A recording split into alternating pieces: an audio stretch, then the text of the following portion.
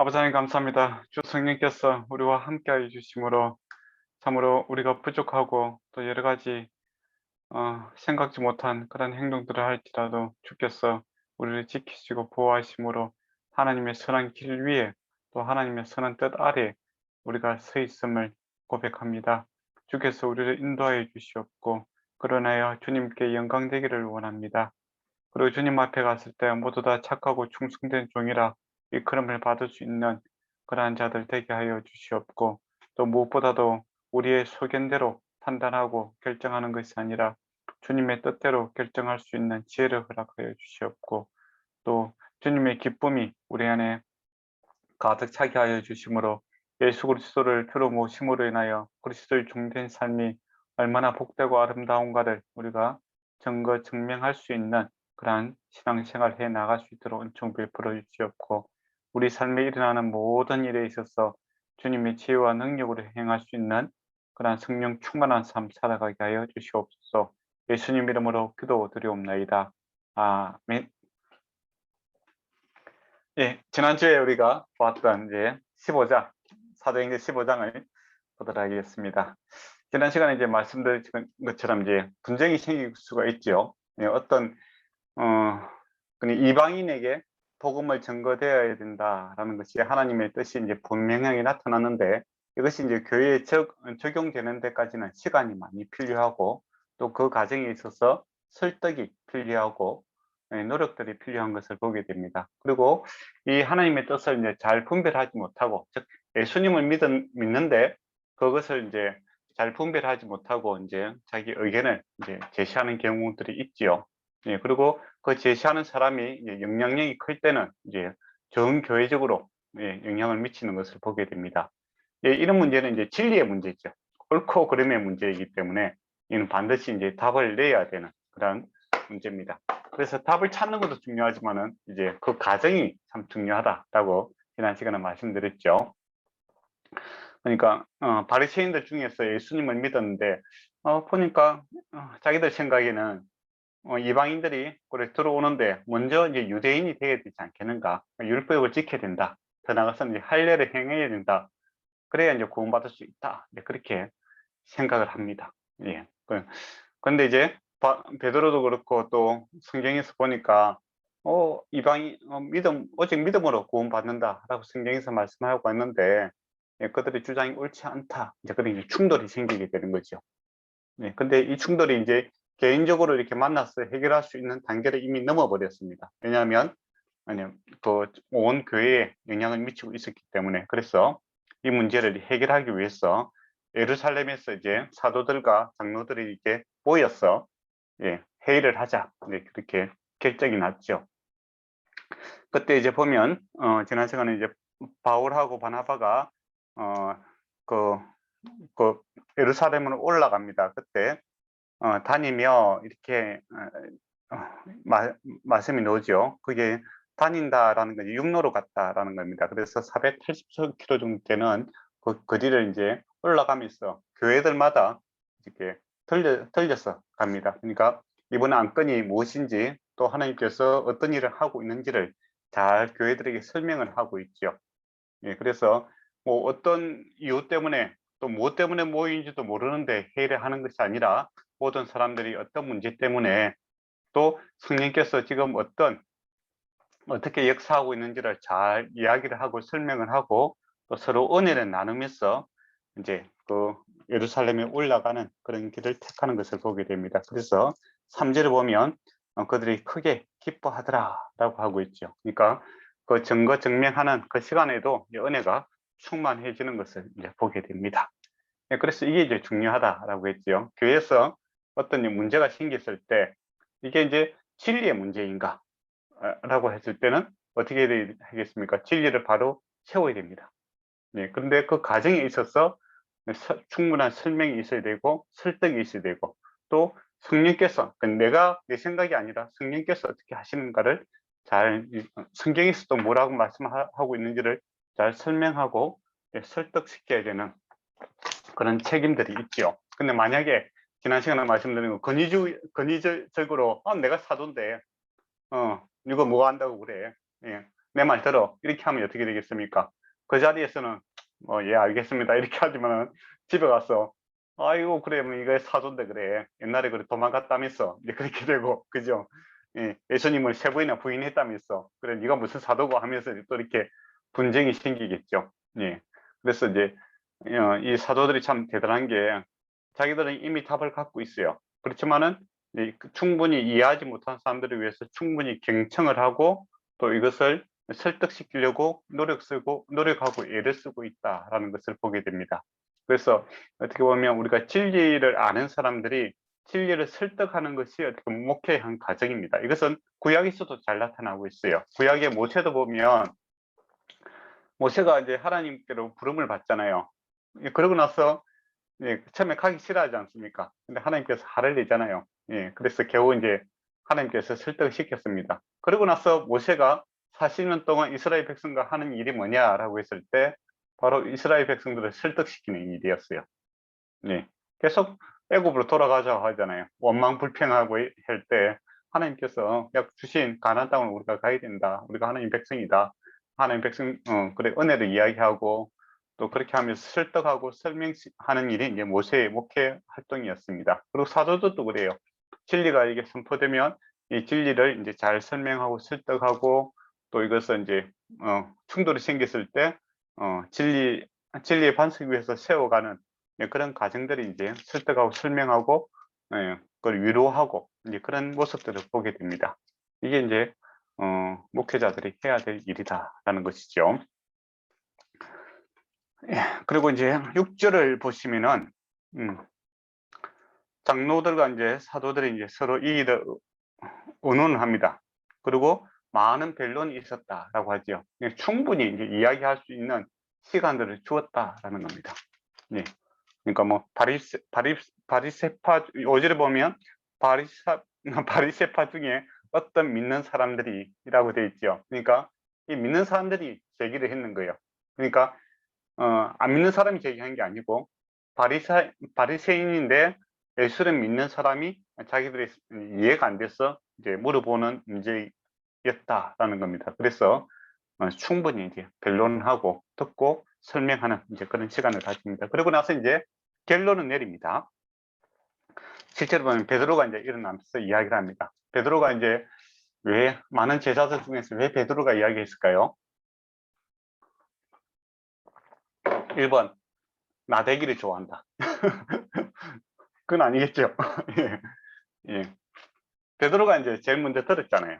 그 하나님의 그 이방인의 보따리 내려오잖아요. 그죠? 보자기에서 내려와서 불경한 걸 내가 먹지 않겠다 했을 때 하나님께서 3번이나 그 같은 한상을 보여주면서 이제 이방인에게 복음이 전거되어야 된다라는 것을 베드로에게 이제 계시했던 겁니다. 그래서 이제 베드로가 이제 그 계시를 받은 자로서 책임을 지고 이제 이야기해야 되는 그런 부분도 있고 또 그 베드로가 이제 사도들 중에서 어떻게 보면 이제 예수 그리스도의 부활도 제일 먼저 이제 증거하고 증명하고 그렇게 해서 리더십이 좀 상당히 있었는 것 같아요. 그래서 그가 이제 일어나서 이야기를 합니다.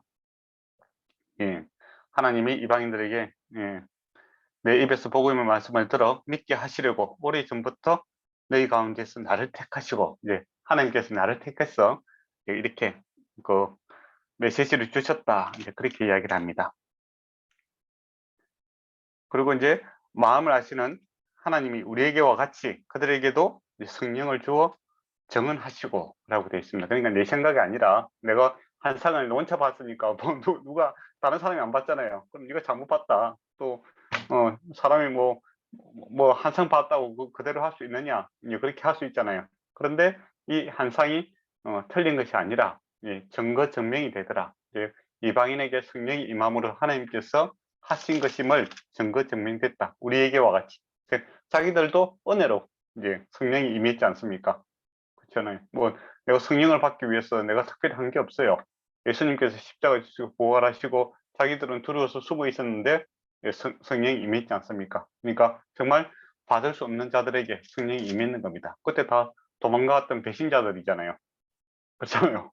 그럼에도 불구하고 은혜잖아요. 그죠? 은혜로 성령이 임했던 것처럼 우리에게 은혜 베푼 것처럼 이방인에게도 동일하게 하나님께서 은혜로 이제 성령을 이제 주셨다. 이제 그렇게 이야기를 합니다. 그래서 이게 하나님의 일이다라는 것이죠. 그 구절을 보면 우리나 차별하지 아니하였었느니라. 그러니까 유대인이나 이방인이나 하나님께서 차별하지 않고 예수 그리스도의 복음을, 즉 부활, 십자가의 죽음심과 부활하심과 성령으로 성령이 오심과 그걸 통해서 다 구원하신 차별이 없다. 그렇게 이야기를 합니다. 동일하다. 이거죠. 10절에 보면 지금 이제 너희가 어찌하여 하나님을 시험하여 우리 조상과 우리도 능히 매지 못하는 명예를 제자들에게 목에 두르려 하느냐. 이제 바리새인들, 이제 그리스도인들에게 이야기하는 거죠. 구약 율법을 봐라. 우리 조상들이 구약 율법을 지킨 적이 있느냐. 그 이야기를 합니다. 구약을 보면 이제 구약의 핵심 메시지는 그겁니다. 인간이 죄인이다. 하나님 말씀을 가지고 바르게 살지 못하고 계속 실패하잖아요. 그 사사시대 때 가서도 사사들도 타락하고 이스라엘 백성도 타락하잖아요. 그래서 또 완정시대가 옵니다. 근데 다윗 이후로부터 계속 또 실패하지 않습니까? 그래서 이스라엘 백성들이 또 하나님 말씀의 선지자들도 말도 듣지 아니하고 율법을 떠나서 바알과 아세라와 이방 숭배하다가 결국에 망하는 길로 가는 거예요. 그렇지만은 하나님께서 신실하게 그 약속을 지키십니다. 하나님께서 약속하신 것을 예수 그리스도를 통해서 이제 결국 이루어내시는 거죠. 그렇다면 우리 조상들도 못한 일이고 또 우리도 사실은 그 율법대로 살지 못하는데 왜 다른 이방인에게 그것을 강요를 하느냐, 그렇게 이야기를 합니다. 너는 은혜로 구원받아놨고 다른 사람이 율법으로 구원받으라고 하면 그게 말이 되느냐, 그런 식으로 이야기를 하죠.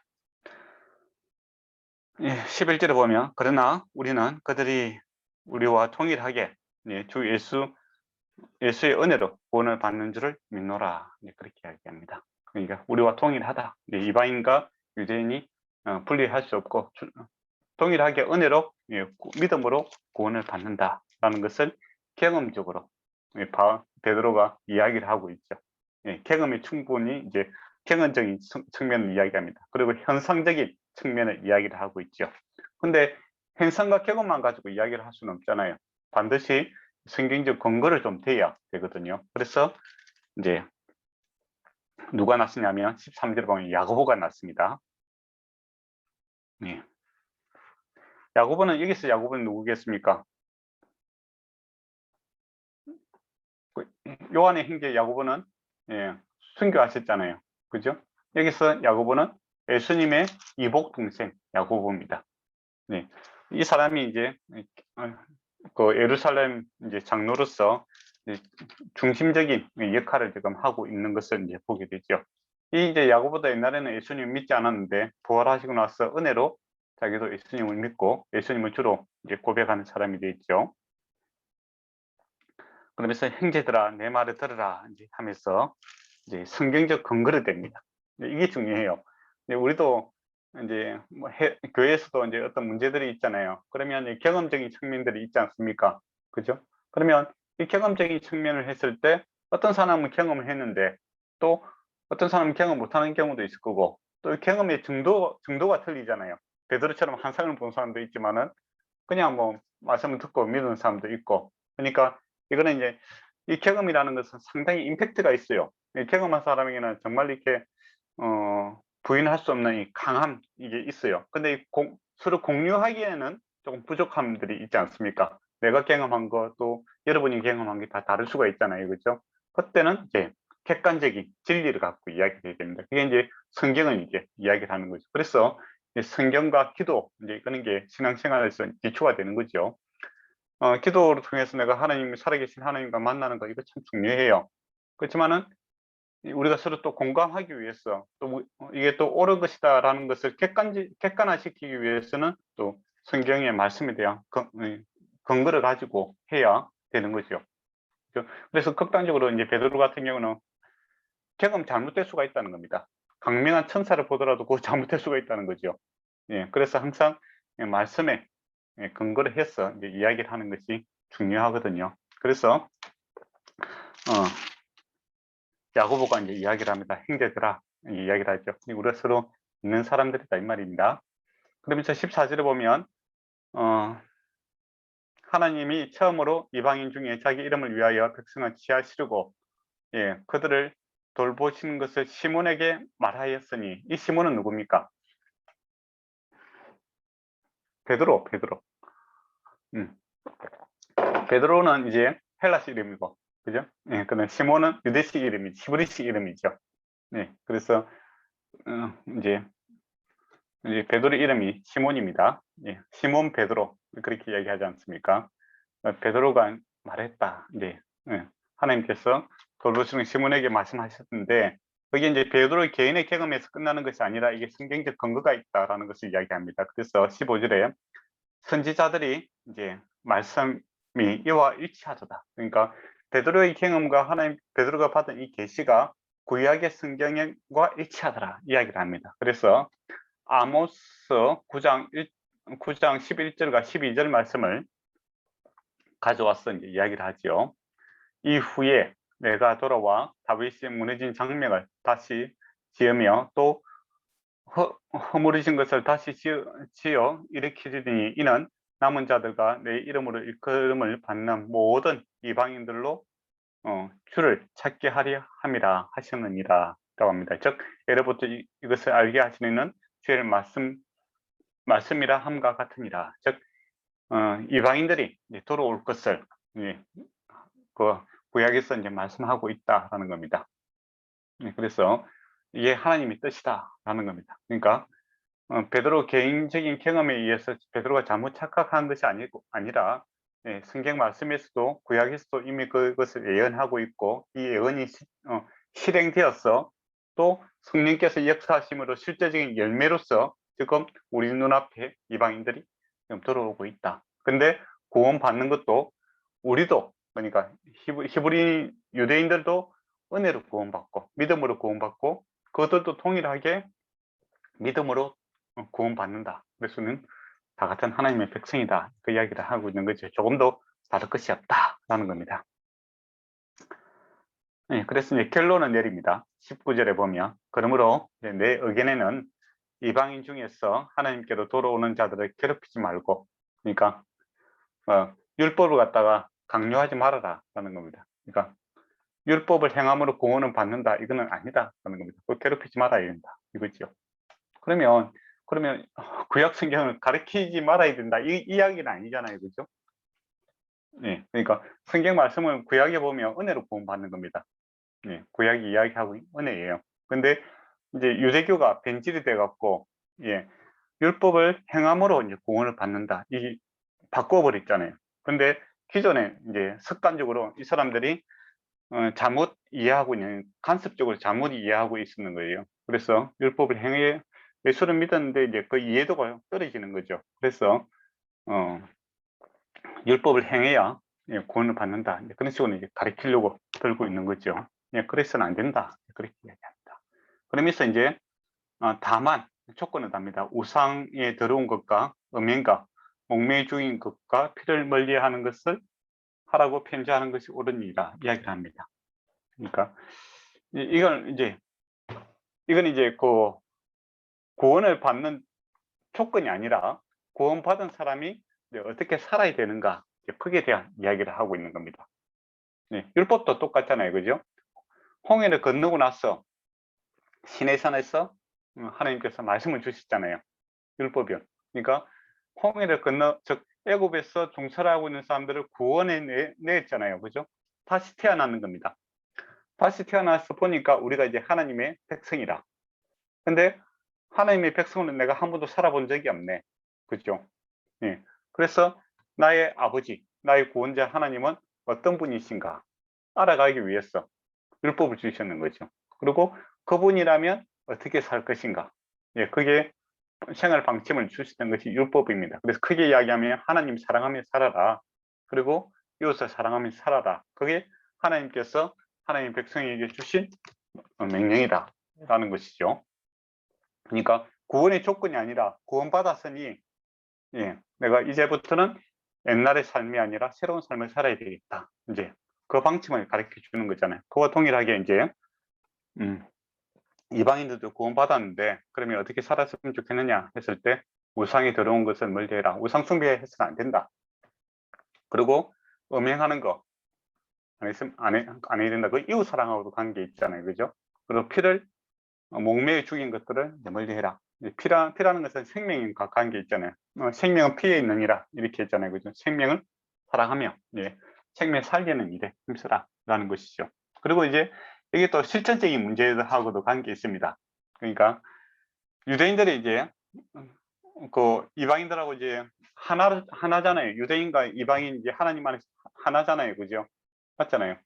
그런데 이제 이게 생활 습관하고 이게 풍습이 달라서 도저히 좀 받아들이기 힘든 부분들이 있었다 이거죠. 예, 이방인들 입장에서는 할례를 그 회당에 들어갔을 때 할례를 행하라고 이제 강요를 하잖아요. 근데 나이 들어서 할례를 하면 정말 위험하거든요, 사실은. 요즘처럼 뭐 기술이 발달된 것도 아니고 그죠? 마취도 없이 이렇게 자르고 그러면 사람들이 얼마나 힘들겠어요. 그러다가 굶어서 또 병들어 죽을 수도 있잖아요, 그죠? 예, 그래서 받아들이기 힘든 거예요. 예, 예, 그래 굳이 또 헬라 사람들 입장에서 그게 상당히 미개하게 봤거든요. 예, 예, 그거는 좀 미개한 풍습으로 보는 거예요. 그러니까 유대인들도 이방인에게 할례를 요구하지 말고 또 유대인들 입장에서는 우상숭배 이거는 또 그러니까 우상의 앞에 음식을 먹는 거 그게 이제 고린도 전후서에 보면 바울이 이야기하잖아요. 음식은 음식일 뿐이다 그 이야기를 하잖아요. 그죠?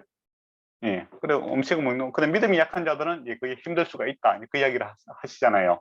그러니까 근데 일반적으로 이제 유대인들 입장에서는 그 이 우상 앞에 들었던 음식 먹는 거 그거 좀 안 했으면 좋겠다. 우리는 이제 뭐 그 의미는 내가 알겠는데 근데 우리가 이제 습관적으로 그건 안 했으면 좋겠다. 그런 식으로 이야기를 하는 거죠. 그래서 그 양보하는 거예요. 그렇다면 우상 제물은 이제 우리가 모임 가운데서 먹지 않겠다. 예, 그런 거고 당연히 이제 음행도 이제 우상 숭배하는데 그 따라갔거든요. 옛날에 우상 숭배는 음행이 항상 따라갑니다. 그래서 그 신전에 있는 뭐 여자분이라든지 남자분들이 그 아폴로 신 같은 경우는 남창 동성애 남자 그다음에 그 여자 신을 섬기는 여사제들이 이제 창녀 역할을 하는 이제 그런 게 이제 이방 신을 섬기는 그런 풍습이었어요. 그래서 유대인들 입장에서는 그거는 용납 못하겠다. 그래서 당연히 좀 안 해야 되는 일이고 그래서 이제 그런 것들은 하지 말자 그렇게 이야기되는 거고 그리고 이방 제사를 지낼 때 피를 먹는 거 그거는 이제 어떻게 보면 그 에너지를 갖다가 얻는 이제 그런 걸로 생각했어요. 뭐 피에 대한 뭐 숭배 사상이 좀 있었는가 모르겠는데 뭐 피를 먹음으로써 이렇게 약간 뭐 에너지가 뭐 얻는 이제 그런 걸로 했는 거예요. 근데 유대인들은 이제 그 목매인 이는 짐승을 안 먹잖아요. 그 뭐 피를 빼고 이렇게 먹잖아요. 그러니까 우리는 옛날부터 그렇게 안 먹었기 때문에 못 먹겠다. 그렇게 되는 겁니다. 그래서 이제 그 이방인과 유대인들을 만났을 때 할례를 요구하지 말고 또 음식에 대해서는 유대인들이 거부하는 것들은 이제 서로 안 하고 그렇게 해서 우리가 하나가 되자. 이런 실천적인 실용적인 그런 방안을 이제 제시했다라는 겁니다. 근데 그것이 성경에서 벗어나지 않는 내용이죠. 그죠? 우상 숭배하지 말라. 그 다음에 음행하지 마라. 예, 그리고 피를 생명을 소중히 하라. 뭐 그런 입장에서는 성경 가르침과 일치하는 겁니다. 그러나 이것이 구원 얻는 도구는 아니잖아요. 그렇잖아요. 그죠? 그래서 이게 유익하다라고 이야기합니다. 예, 유익하지만은 예, 구원을 이루는 방편은 아니다. 그 이야기를 하고 있는 거죠.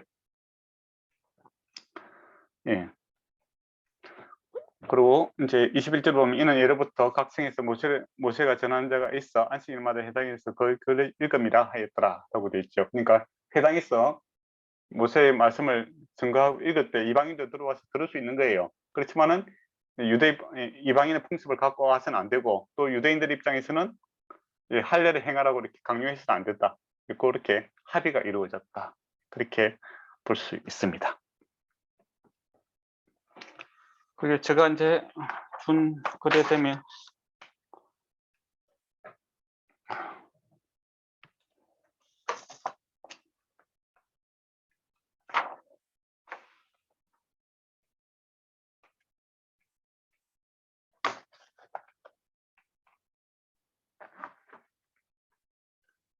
예, 그러면 한번 물어볼게요. 그러면 우리가 지금 이제 여러분이 일본에는 이제 선지국을 먹습니까? 순댓국을 먹습니까? 네. 일본은 안 먹을 거예요. 근데 이제 옛날에 몽골의 영향을 받았던 지역들은 전 세계적으로 보면 이 순대라는 것을 먹습니다. 순대 먹어봤죠? 네. 그게 이제 피가 들어가잖아요. 그죠? 네. 그러면 순대를 먹을 수 있을까요? 없을까요? 먹어도 됩니다. 예, 그렇잖아요. 그죠? 근데 지금 이제 여기서 이제 피를 먹지 말라고 해서 뭐 순대도 먹지 말고 선지국도 먹지 말고 뭐 그런 식으로 이야기해서는 안 된다라는 것이죠. 이제 그 당시 이제 피를 먹는 개념하고 음식으로 먹는 개념하고는 틀리죠. 예, 예. 이 문화적인 접근이었다라는 겁니다. 예. 그러면 22절을 이제 보도록 하겠습니다. 그래서 이제 일치가 일어났어요. 예. 사도와 장로와 온 교회가 그 중에서 사람들을 택하여 바울과 바나바와 함께 안디옥으로 보내기로 결정하니 그 사람 중에서 이제 형제 중에서 바사바라는 유다와 실라를 더하더라. 이제 회의가 이제 결정이 났어요. 그리고 이 회의가 어떻게 되었다라는 것을 이제 다른 교회도 알려줘야 되잖아요. 그래서 그 사절단으로서 이제 바울과 바나바 그리고 유다와 실라라는 사람을 보냅니다. 예, 그래서 이제 제가 준 그 자료에 보면 이런 말이 있죠. 본질에는 일치하고 비본질에는 자유를 그리고 범사의 사랑을 개신교가 말하는 위대한 모토다. 이렇게 저기 기록되어 있죠. 이게 참 멋있는 말입니다. 그러니까 본질, 진리에 대해서 요 이제 구원받는 믿음으로 구원받는 거 그리고 유대인이나 이방인이나 하나님 안에서 한 백성이다. 하나님 말씀대로 살아야 된다. 그거는 이제 믿음에 있어서 본질이잖아요. 그건 일치를 해야 되는 내용입니다. 진리에 대해서는. 그리고 비본질에 대해서는 자유를 그 바울이 이제 우상의 제물에 대해서 먹는 거 그죠? 그에 대해서는 음식은 음식일 뿐이다. 그건 비본질적인 문제잖아요. 그죠? 그건 자유로운 겁니다. 예, 그렇지만은 믿음이 약한 자가 그것 때문에 시험에 든다면 바울은 자기는 평생 안 먹겠다 그렇게 이야기를 하잖아요. 그거는 이제 사랑으로 믿음이 약한 자를 보듬고 있는 것을 보게 되죠. 그리고 바울이 유대인에게는 내가 유대인처럼 이방인에게는 이방인처럼 한다. 그러니까 비본질적인 것에 대해서는 자유화돼 사랑으로 이제 그들과 하나 되기 위해서 나의 것을 이제 포기하는 그러한 모습이 이제 바울이 이야기하는 거고 또 성경이 이야기하는 겁니다. 그래서 제가 자주 말씀드리지만 교회에서 어떤 문제가 일어났을 때 이게 본질적인 문제냐 진리의 문제냐 여기에 대해서 판단을 잘 해야 됩니다. 옳고 그름의 문제냐 그거는 기준이 어디에 있겠습니까? 바로 성경이죠. 그죠? 성경이 진리에서 벗어나는 문제냐 안 그러면 이게 문화적인 것이냐 예, 이걸 이제 분별을 하셔갖고 진리적인 측면이라면 우리가 반드시 진리를 사수를 해야 됩니다. 그리고 문화적인 그 같은 경우는 자유하시면 되죠. 근데 자유가 이제 반종으로 흘러가면 안 되잖아요. 그래서 사랑으로서 믿음이 약한 자의 편에 서서 그를 도와줄 수 있는 것이 이제 기독교가 개신교가 추구하고 있는 이제 그러한 것이다. 그렇게 보시면 될 것 같습니다. 그리고 이제 보면 유다라는 사람이 나오고 이제 실라라는 사람이 나오죠. 바사바라는 것은 이제 안식의 아들이다. 아들 유다다라는 표현이죠. 이거는 이제 히브리 편에 있는 사람이고 실라라는 사람은 헬라 편에 있는 사람입니다. 그러니까 이게 이제 헬라 사람, 히브리 사람과 유대 사람과 헬라 사람 간의 문화적 충돌이잖아요. 그죠? 그러면 정인을 갖다가 택할 때 히브리 사람만 두 사람 보내면 어떻게 되겠어요? 예, 그럼 입장이 이상하잖아요. 누구 혼자서 이렇게 결정한 거 아니냐 그렇게 될 수가 있을 거고 또 헬라 사람 정인만 두 명 보내면 어떻게 되겠습니까? 그거 히브리 사람들은 모르는 일이다 그렇게 될 수가 있잖아요. 그래서 정인을 갖다가 이 결정된 정인을 갖다 두 사람 택하는데 유대인 편에 있는 사람 그리고 헬라 사람 편에 있는 사람 두 사람을 이제 증거를 갖다가 정인을 택해서 이것을 증거할 수 있게끔 이렇게 배려를 하고 있는 것을 보게 됩니다. 이게 좀 지혜롭죠, 그죠? 우리 만약 교회에서도 A와 B와 이렇게 다툼이 생겼을 때 합의가 일어났어요. 그러면 각 집단에 대표성이 있는 사람들을 와서 회의를 하고 그 집단의 대표성이 있는 사람이 또 돌아가서 이야기를 해야 문제가 해결되잖아요. 그렇지 않겠습니까?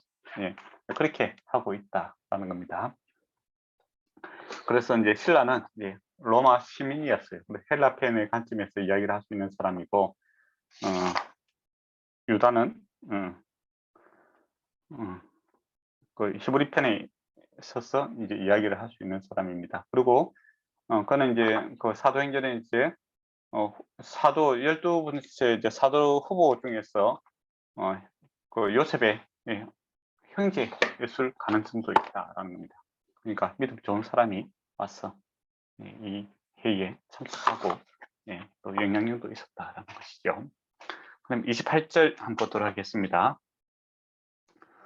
이건 성령과 우리는 이 요긴한 것들 외에는 앞에서 요긴한 것들은 뭡니까? 앞에서 말했던 거, 우상에 들어온 것과 음행과 목매어 죽인 것, 그것을 이야기하는 거죠. 그 결정사항, 그거 이제 요긴한 것이다. 이제 그렇게 이야기합니다. 그러니까 이것 때문에 구원받는 것이 아니라 이게 하나님 백성으로 살아가는 데 있어서 많은 도움을 주는 것이다. 이 말입니다. 그러니까 뉘앙스를 잘 알아야 돼요. 이걸 해야 구원받는 것이 아니라 구원받은 사람은 이렇게 살아가는 것이 하나님 앞에서 합당하다. 그런 의미에서 이제 요긴한 것이다. 그렇게 표현하고 있는 겁니다. 앞뒤가 순서가 바뀌면 안 돼요. 근데 유대인들이 바리새인들은 항상 이 순서를 바꾸잖아요. 율법을 행해야 구원을 받는다. 그런 식으로 하잖아요. 그죠? 그거는 이제 비성경적입니다. 구원은 은혜를 받는데, 은혜 받는 사람이 하나님 앞에 복을 받고 또 하나님 앞에 거룩하게 살아가는 것은 말씀을 따라서 사는 것이다. 그런 것이죠. 그런 의미에서 나중에 실정 사항을 준 것이 이제 요긴한 것이지 이게 구원의 도구는 아니다라는 것을 이야기합니다. 그리고 성령과, 근데 성령께서 역사하셔야 신앙생활 할 수 있는 거거든요. 기독교는 하나님께서 우리와 함께 살아가는 정도입니다. 그래서 성령 없이 이론만 갖고 우리가 구원받을 수는 없습니다. 그러니까 생명이죠, 생명. 예수님을 주로 그리스도로 고백하고 그렇게 했을 때 그리스도 영이 우리에게 들어와서 함께 사는 겁니다. 그리고 보자. 29절을 보면 우상의 제물과 피, 몸비에게 죽인 거, 음행을 멀리하라 하는 거, 이게 이제 28절에 있는 요긴한 것과 이제 같은 의미죠. 그리고 스스로 상가하면 잘 되리라 이 얘기를 합니다. 그러니까 상가하면 이걸 잘 지키면 구원을 받는다는 것이 아니라 그렇게 하면 잘 되리라. 그러니까 하나님께서 복을 주실 것이다. 그렇게 이야기를 하고 있는 거예요. 근데 바리새인들은 어떻게 생각했습니까?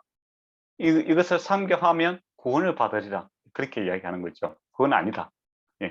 이것을 하면 잘 되리라. 즉 하나님께서 믿는 사람으로서 이렇게 살아가면 믿음의 행위로서 살아가면 하나님께서 복을 주실 것이다. 이야기를 하고 있는 것이지 이걸 해야 구원을 받는다. 이거는 잘못된 교리다라는 겁니다. 근데 나중에 이제 거짓 교사들, 그러니까 율법을 이제 유대인 교사들 중에 가만히 들어온 자들, 이제 그런 말을 하거든요. 거짓 교사들은 이것을 이제 이렇게 하면 구원을 받을 것이다. 이런 식으로 이제 바꿔서 이야기를 하는 거죠. 그거는 이제 이단이 되는 겁니다. 그래서 우리가 이 위험성에 대해서 늘 생각해야 됩니다. 그래서 우리가 이제 설교하는 내용들이 자칫 잘못하면 이게 율법화 될 수가 있죠. 내가 구원받은 사람으로서 내가 이렇게 살자 이렇게 되면 좋은 건데 우리가 구원을 받기 위해서는 이렇게 해야 된다. 그렇게 하면 율법주의가 되는 거죠.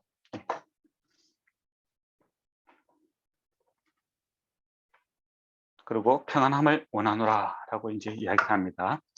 하나님 말씀 은혜가 임하면 평안이 옵니다. 그래서 바울이 이야기하는 은혜와 평강이 내게 있을지어다 라는 것은 은혜의 결과로서 평강이 온다라는 겁니다. 그래서 저와 여러분이 말씀을 읽고 또 말씀을 전할 때 이게 우리에게 평강으로 오는가, 안 그러면 두려움과 염려로 오는가, 이걸 잘 생각해야 됩니다. 율법은 두려움과 염려로 주어지는 거죠. 그래서 목사님들 중에서도 이제 말씀을 전할 때 똑같은 성경 말씀을 두려움과 염려로 이렇게 전하는 사람이 있습니다. 예. 마치 이렇게 하면 구원에서 탈락되는 것처럼 그렇게 이야기하는 사람이 있고, 그거는 이제 율법주의죠. 예. 그거는 옳지 않습니다. 네. 근데 성경에서는 우리가 그렇게 살지 못하는 것을 알죠. 그럼에도 불구하고 우리를 구원하셨고 또 하나님께서 우리를 도우신다 라는 측면을 이야기를 많이 하십니다. 그렇게 했을 때 평강이 찾아옵니다. 근데 이게 참 늘 신경 쓰지 않으면 우리가 복음을 전하는 것이 아니라 율법을 전하는 경우가 많이 생길 수가 있습니다. 그래서 이제 신경을 많이 써야 됩니다. 예. 그 30절에 보면 작별하고 안디옥으로 내려가 무리들을 모은 후에 편지를 전하니라 라고 합니다. 읽고 그 유대어 말로 기뻐하더라 이제 이야기를 하고 있죠. 기쁨이 성령의 역사로 인하여 기쁨이 충만한 것을 이제 우리가 보게 됩니다. 그리고 유다와 신라도 선지자 여러 말로 형제들을 금명하고 굳게 하더라 라고 되어 있죠. 같이 이제 그 정인으로서 이제 같이 이 사역들을 감당하고 있는 것을 보게 됩니다. 그리고 34절에 보면 업섬 되어 있죠. 근데 업섬 내용은 신라는 그들과 함께 유하기를 작정하고 이렇게 되어 있죠. 그러니까 신라가 이제 바울과 같이 그 2차 선교 여행을 가지 않습니까? 그죠? 네, 거기에 대한 설명이 있었다라는 겁니다. 근데 원래 이제 성경은 없었는데 다른 사본에는 이제 그 내용이 추가가 되어 있습니다. 그래서 이는 보충적으로 아마 설명된 내용이다 그렇게 보시면 될 것 같습니다. 그리고 바울 35절 보면 바울과 바나바는 안디옥에 유하며, 이 유하다라는 표현은 어떤 표현이냐면 그 문지르다라는 표현이거든요. 그러니까 오랫동안 있었다라는 겁니다. 예. 오랫동안 있으면서 이제 수다한 사람들에게 말씀을 전파하더라라는 겁니다. 그러니까 바울이 1차 선교 여행을 갔다 와서 2차 선교 여행을 갈 때까지는 3년이라는 시간이 걸립니다. 그러니까 이 3년 안에 예루살렘에서 회의도 있었고 또 바울이 또 그 안디옥 교회에 가서 계속 또 말씀을 증거하고 증명하고 있었다라는 겁니다. 네. 근데 이제 그런 거 생각 안 하고 읽으면 바울은 늘 막 쫓아다니는 사람으로 생각하잖아요, 그죠? 예, 예. 바울도 그러니까 말씀을 이렇게 말씀이란 그 진리를 갖다가 가르치고 이렇게 식물 같은 걸 키우는 것처럼 이 시간이라는 것이 필요합니다. 그리고 지속적인 관심이 필요하다라는 것이죠. 특히 유하다는 이 문자적인 의미가 참 그렇잖아요. 딱 붙어서 이렇게 문질렸어 이제 구멍을 날 정도로 있었다라는 겁니다. 그러니까 사도들이 그 교회를 양육함에 있어서도 정말 밀착해서 그죠? 밀착해서 오랫동안 이렇게 가르치고 또 신경을 써야 되는 그런 부분이 많았다라는 겁니다. 근데 우리가 그런 거 생각 안 하고 그냥 이거만 바울은 말만 하면 갑자기 뭐 사람들이 변화되고 갑자기 성장이 되고 막 그런 거로 생각하는데 그렇지 않다라는 겁니다. 시간이라는 것이 반드시 필요하고 정성과 노력이 필요하다라는 겁니다. 마치 생명과 같지요. 우리가 아이들이 크잖아요, 그죠? 근데 아이들이 매일 밥을 줘야 되잖아요. 매일 밥 주고 늘 24시간 이렇게 붙어 있어야 나중에 성장해서 이제 스스로 뭐 움직일 수 있는 거잖아요. 그것처럼 바울도 교회를 섬김이 있어서 그와 같이 유하더라. 예. 정말 밀착 붙어서 비비고 있는 거죠. 비벼서 막 구멍이 날 정도로 그 이야기하고 가르치고 애쓰는 것을 우리가 볼 수 있습니다. 예. 이게 또 목회의 한 모습이죠. 그리고 이제 며칠 후 바울이 바나바들어 말하되 우리가 말씀을 전할 각 성으로 가서 형제들에게 어떻게 방문하자 하고 이제 그렇게 이야기합니다. 그러니까 안디옥 교회를 안정시키고 또 성장하고 나서 이제 그 2차 선교 여행을 하자 이제 그 이야기를 제시를 합니다. 근데 이제 문제가 생깁니다. 그리고 1차 성경여행 때는 바나바가 주도했죠, 그죠? 근데 2차 성경여행 때는 이제 바울이 주도하고 있는 걸 보게 되죠. 그래서 이 주도권이 살짝 이제 바울에게로 이제 넘어가고 있는 것을 보게 됩니다. 근데 이제 둘이 이제 가기 전에 이제 의견이 맞지 않아요. 네. 마가 요한 때문에.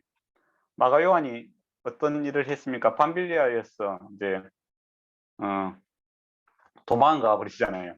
그죠? 예. 그것 때문에 이제 바울 일행들이 좀 어려웠어요. 예. 근데 바나바는 이제 마가를 데려가자라고 합니다. 근데 바나바의 생질이 이제 마가 요한입니다. 그러니까 같은 친척이죠. 예, 그것도 참 어렵다, 그죠? 그러면 이 두 사람의 의견이, 예, 어떤 사람의 의견이 옳습니까? 마가를 데려가야 된다. 배제해야 된다.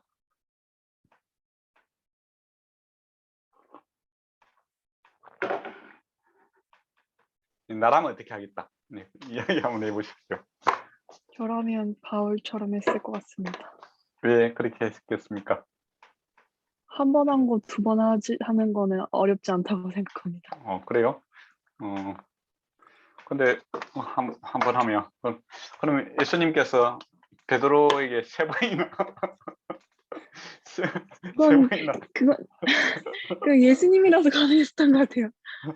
예 그래도 그래요. 그러고 보면 바울도 옛날에 예수님 그거 했잖아요. 그 대적했던 사람이고 또 네. 10년 동안 어떻게 보면 자기 동네 가서 있었는데 바나바가 가서 위로하고 데려와서 크게 썼잖아요. 아, 네. 그러면 바울의 입장은 뭘까? 이제 그 생각해요. 바울의 입장은 뭘까? 바울의 입장은 어떤 입장이기 때문에 안 된다. 근데 바로 이제 우리가 일을 할 때 보면 관계 중심이 있고 일 중심이 있잖아요. 그죠? 네. 우리 회사 같은 거 우리 운영할 때 보면 일 중심인 사람은 일이 이제 성과를 내야 되잖아요. 그런 측면에 있어서는 이게 앞으로 우리가 가는 길이 험난하고 어렵다는 것을 바울이 자기가 알잖아요. 자기가 돌에도 맞아보고, 그죠? 그리고 또 뭐 유대인들이 지속적으로 자기를 괴롭힌 이 어려움들이 있거든요. 그걸 보면 이제 일을 해 나가는 측면에 있어서는 판빌라에 있었던 사건보다 더 어려운 일들이 우리에게 준비되어 있다라는 것을 아는 겁니다. 그래서 일을 이제 효과적으로 하기 위해서는 아직 마음의 준비가 안 된 사람은 와서는 안 된다. 이제 그런 이야기죠. 그것도 옳은 이야기죠. 맞지 않습니까?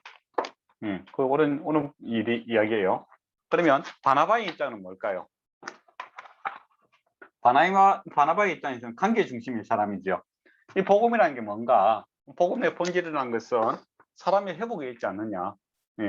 우리가 죄인인데, 그죠? 죄인인데 어렵다고 하여 인정해주고 또 어렵게 살아갈 수 있도록 주님께서 목회라는 것이 계속 돌봄에 있지 않느냐. 그렇다면 마가요한 그 젊은 나이에 어린 나이에 한번 실수할 수 있다. 우리가 잘 알고 있는 베드로도 또 12사도도 다 예수님 부인하고 도망가고 또 부활 알고도 고기 잡으러 갔지 않느냐. 그럼에도 불구하고 주께서 다시 불러서 일을 주는 것처럼 우리 젊은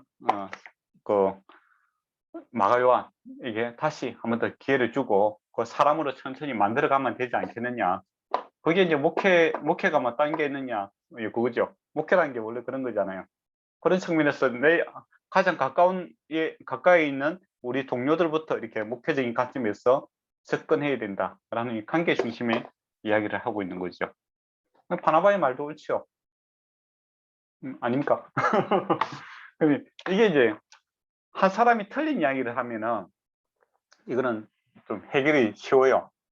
우리가 아까 전에 말했던 것처럼 예루살렘에 있었던 문제처럼 진리의 문제, 그죠? 이건 옳고 그름이 성경에서 분명하게 이야기하고 있는 이야기면 이거는 쉽게 해결될 수 있는 겁니다. 근데 두 사람 다 이야기는 옳은 이야기예요.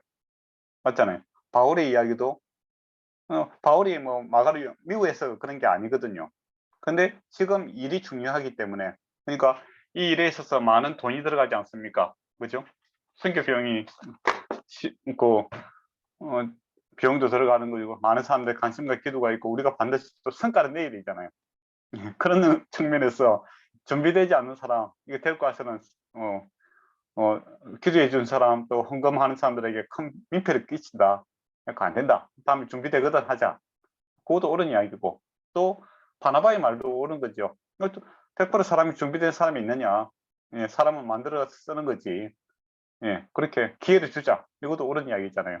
그래서 이제 이 사람들이 이제 계속 이야기를 합니다.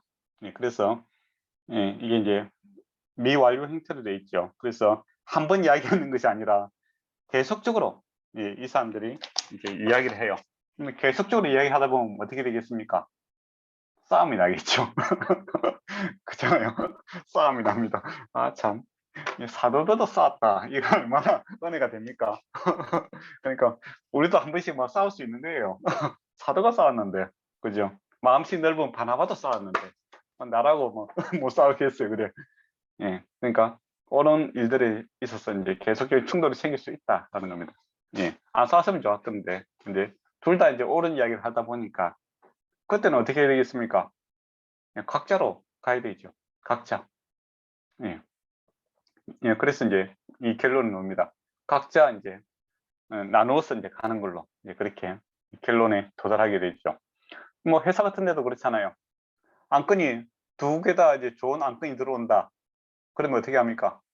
일단 두 개 다 해보는 거죠. 파트를 나누어서 그죠?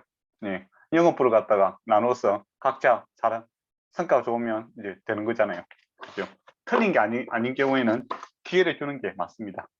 근데 그 과정에 있어서 이제 서로 이렇게 싸우지 않고 했으면 좋았건데 서로의 애착이 좀 강했던 것 같아요. 예. 계속 같이 붙어 있다 보니까 예, 그럴 수도 있는 것 같아요. 너무 서로 사랑하기 때문에 싸울 수 있는 거잖아요. 별로 관심 없는 사람은 안 싸웁니다. 그렇잖아요. 아유, 잘 됐다 하면서 이번 기회에 헤어지자. 그렇게 되는 거고. 근데 서로에 대해서 애착이 있고 정말 저 사람 나한테 필요하다. 예, 그런 이제 서로에 대한 애착이 있고 뭐라고 해야 되나 필요를 많이 느낄 때는 싸울 수가 있는 거죠. 근데 결과적으로는 이제 하나님 나라가 더 이제 좋은 결과가 나는 거죠. 각자 이제 나눠서 감으로써 사익이 더욱더 확장이 되는 것을 보게 됩니다. 예. 그래서 이제 바나바는 어디로 갑니까? 그 39절을 보면 힘이 다퉜다고 합니다. 야, 다음에 천국 가면 한번 물어봐야 돼. 어떻게 싸웠는지. 심이라는 거 이제 단계가 있는데 어떻게 보면 심이 싸웠기 때문에 다음에 우리도 한번 심이 다툴 일이 있더라도 다시 화해할 수 있다 이거죠. 얼마나 좋습니까? 예. 그래서 바나바는 마가를 데리고 배 타고 구브로를 갑니다. 처음에 갔던 그 섬이죠. 예. 그러니까 그 사도들이 선교하는 데 있어서 계획적입니다. 이게 어떤 사람들은 이게 무계획적인 게 성령 인도를 생각하는데 그게 아니에요. 계획적이에요. 처음에 갔던 데를 한번 다시 성장 성숙을 위해서 돌보는 기능도 하고 또 새로운 미지의 영역도 개척해 나가는 것을 보게 되죠. 그래서 구브로 쪽으로는 이제 바나바가 가게 되고 바울은 신라를 데리고 그 산맥을 넘어서 이제 자기 이제 다소로 가서 이제 산맥을 넘어서 이렇게 가게 되는 것을 보게 됩니다.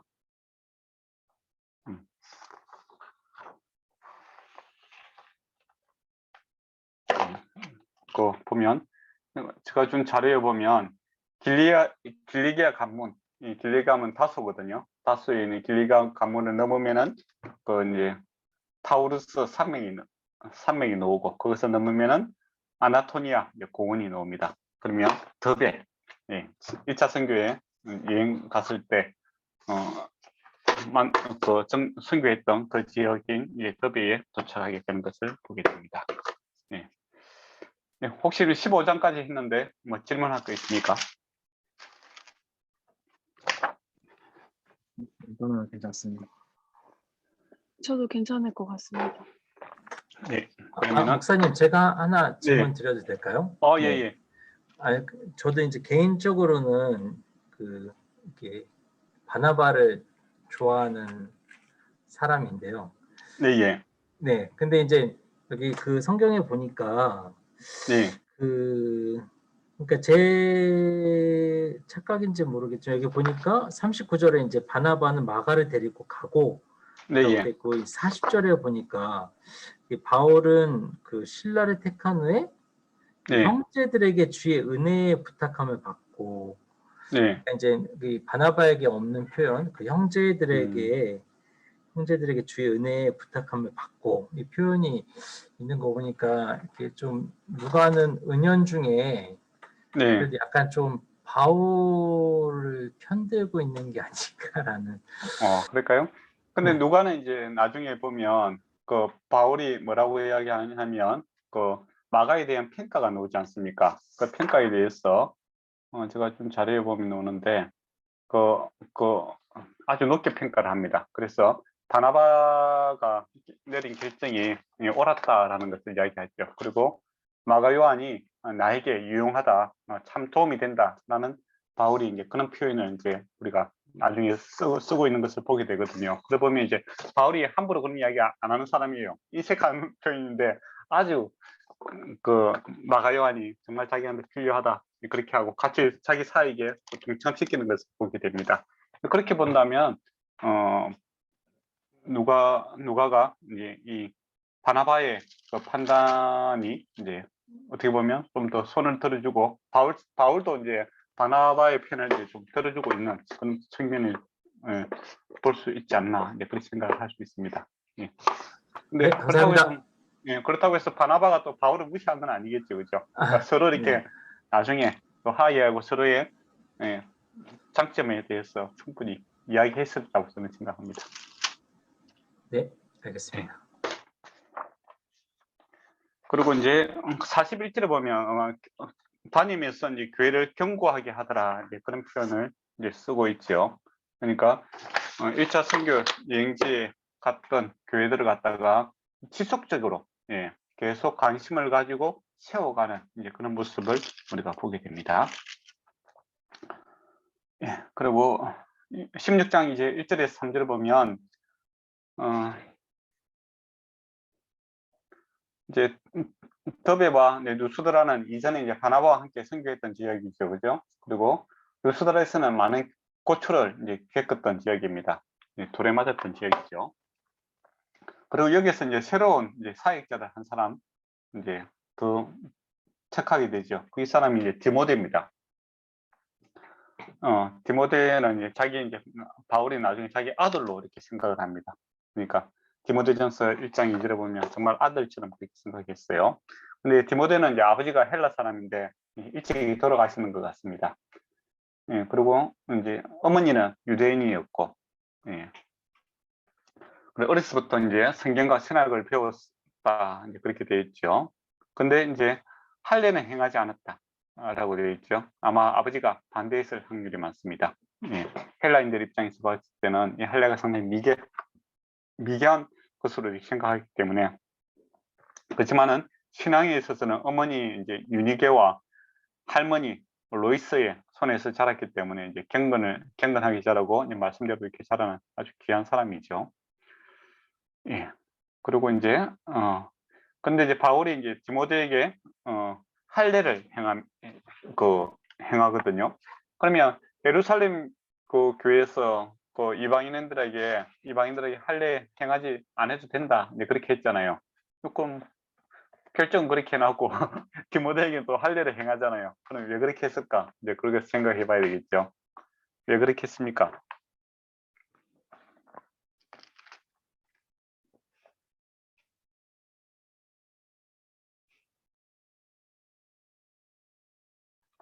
예, 간단합니다. 예. 그 실용적인 입장에서 하는 거죠. 바울이 유대인에게는 내가 유대인처럼 헬라에게는 헬라인처럼 한다는 그런 말을 했잖아요. 그러니까 본질에 대해서 복음에 대해서 내가 타협하는 것이 아니라 바울이 앞으로 이제 선교하는 데 가면 제일 먼저 어디에 들어갑니까? 회당이 들어가잖아요.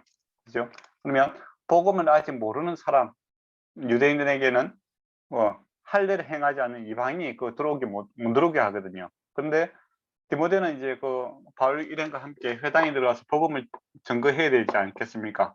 그죠? 아직 복음을 받아들이지 않는 사람들에게 그런 이제 그 회당을 자유롭게 이제 출입하기 위해서 이제 신령적인 입장에서 할례를 행했다. 이제 그렇게 보시면 됩니다. 근데 뭐 다른 이방인들에게라든지 그런 사람들에게 강요하지 않습니다. 이거는 이제 순수하게 복음을 사역을 좀 더 잘 하기 위해서 이제 그렇게 했다. 이렇게 보시면 되겠습니다. 그리고 사절을 보면 다녀갈 때에 그리고 그들에게 주어 지키게 하니, 그리고 또 5절을 보면 교회가 믿음이 더욱 굳건해지고 수가 늘어가더라 이야기를 하죠.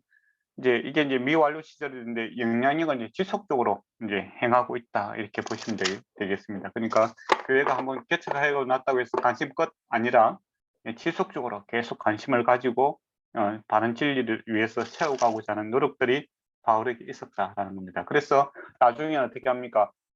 본인이 몸감이 어떻게 하죠? 다른 사람을 보내고 또 문제가 생기면 편지를 써서 그 문제에 답을 주고 지속성 있는 그런 모습을 보게 됩니다. 그러고 보면 우리 현대 교회들도 이제 선교지 같은데 교회 세우기 참 좋아하잖아요. 교회 건물 지어주기 있는 거 좋아하거든요. 저도 한 선교지에 교회 한 2개 정도 지어봤어요. 그런데 이제 보통 이제 그 사님들이 이제 한국 교회 그 사님들이 교회 건물 짓기 좋아하십니다. 예. 그런데 그 뒤로 관리를 안 했어요. 그러니까 교회를 지으시고 사실은 그 안에서 복음이 바르게 전거되고 또 그 성도들이 바르게 서갈 수 있도록 지속적인 관심과 관계를 유지해야 되는데 건물 짓고 나는 다 했다 그렇게 생각하시는 분들이 많아요. 그게 아니라 지속적인 관심과 또 관계를 유지하면서 우리가 한 형제 자매다라는 이런 것이 이제 바울이 선교하는 모습이었다 이렇게 보시면 되겠습니다. 그렇게 하니까 믿음이 이제 굳건히 서가더라라는 것이죠. 그러니까 믿음이 굳건히 서기 위해서는 지속적인 관심과 교육이 필요하다라는 것이죠. 그래서 이제 교회에 이제 새신자가 왔을 때 사실 뭐 믿는다 하지만 내가 믿고 있는 내용을 잘 모르는 경우가 많아요. 그죠? 그때는 지속적인 관심과 교육이 필요하다라는 겁니다. 그래야 굳건히 서가고 또 수가 날마다 늘어나더라. 참 얼마나 좋겠습니까? 네.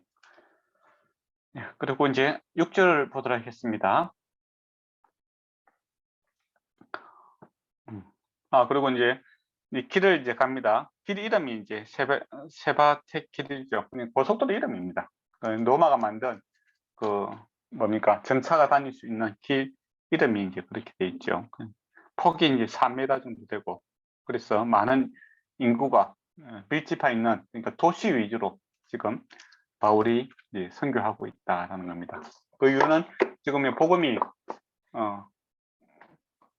복음을 알고 있는 사람들이 많은 사람들이 모르고 있기 때문에 많은 사람들이 모인 그 지점을 이제 빨리 많은 사람들에게 복음을 전가하기 위해서 그 도시 위주로 이렇게 복음이 전거되고 있는 것을 보게 됩니다.